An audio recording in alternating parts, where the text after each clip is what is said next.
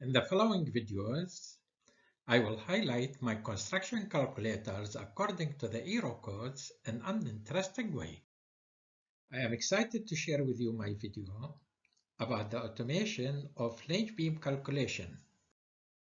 Over the next minutes, I will cover the first part of design properties for flange steel profile, IPE, HEA, HEB, HEM, and the welded beams as girders. Here I would like to show you the best known advantage of flange beams. The shape of flange beams makes them excellent for unidirectional bending parallel to the web. The horizontal flange resists the bending moment, while the web resists the shear stress. Due to the distance between the flange and the axis, flange beams have a high moment of inertia. Applicability of these beams for all construction scenarios gives its famous universal beam for a good reason. The main disadvantage of flange beams is that they are sensitive to buckling under certain loads. Additional calculations and proper design are required to ensure that the beams are adequately supported and reinforced to prevent buckling. I-beam calculator for design properties, area of cross-section, weight of cross-section per meter, moment of inertia Iy, Iz, section modulus Wy, Wz, and radius of gyration. IPE 360 is chosen as an example for the following calculations. To start calculating, we need to enter the dimensions of the profile. In this example, we just need to fill in the dimensions in the gray cells. Width of the beam, height of the beam, thickness of web, thickness of flange, radius of fillet. Is there no fillets as a welded section or girders? Then R is 0. Determining the cross-sectional area is the first step of the I-beam calculations. The area of the fillets with radius R is the area of the square minus the area of the circle inside it. The second step of I-beam calculation is the weight of the cross-section per meter length. The next step is determining moment of inertia, elastic section modulus, and radius of gyration around y-axis. By the following equations, we determine moment of inertia of flange and web of the cross-section. And here is the procedure to define moment of inertia of the fillets of the I-beam. Moment of inertia Iy of the cross-section is the summation of Iy of every part of I-beam around y-axis. In this part, we determine elastic section modulus Wy equal to Iy divided by c. c is the height h divided by 2. In this part, we define radius of gyration small iy equal to square root of moment of inertia divided by cross-section area. In the following calculation, we will determine the moment of inertia, elastic section modulus, and radius of gyration around z-axis. Since the center line of the web and the flange pass through the y and z-axis of the beam, then d-web and d-flange are 0, and this leads to a d square equal to 0. Since both the web and the flanges are rectangular and a d square equal to 0, only the rule I equal to bhq over 12 applies to each part. Here you are following the procedure of determining moment of inertia of the fillets and defining the distance d by using Ys equation. Moment of inertia Iz of cross-section is the summation of Iz of each part of the beam around z-axis.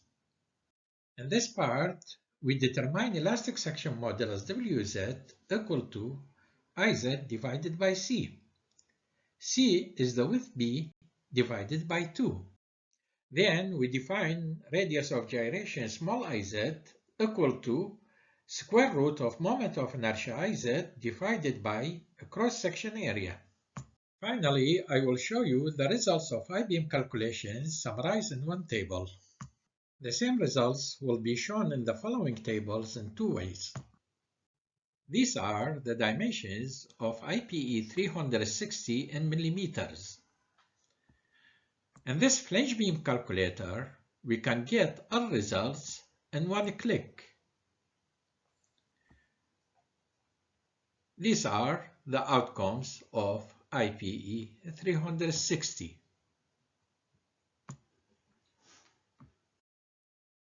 In another way, you select the desired result by using separate selection button. For example, you are only interested in IY, WY, and radius of gyration around y-axis. Moment of inertia IY, section modulus WY, and radius of gyration around y-axis.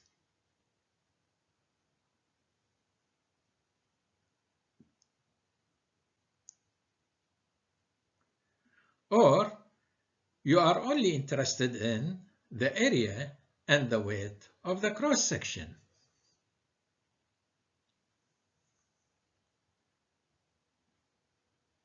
The area of cross-section millimeter square and the weight in kilogram per meter length.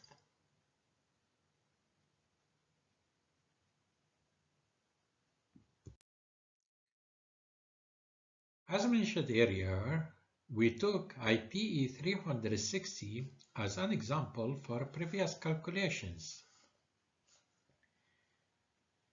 Here are the dimensions of HEA 120, and these are the results of design properties of HEA 120. Afterwards, the dimensions of HEB 650. Here are the final results of HEB 650.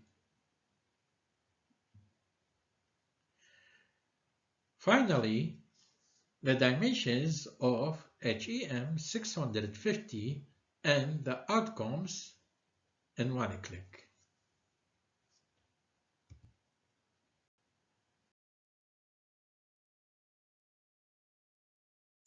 This calculator can also be used to determine the design properties of girders and welded beams. For welded beams, the thickness of the weld is not considered as fillet. In this case, we just need to change the radius of the fillet R to 0 to get the results of design properties for girders and welded beams. Here are the dimensions of a girder with height 1100 mm as an example.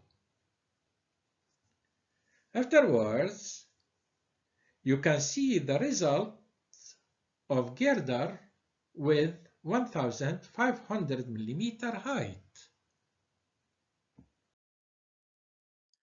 Precision and accuracy are essential features of our calculations.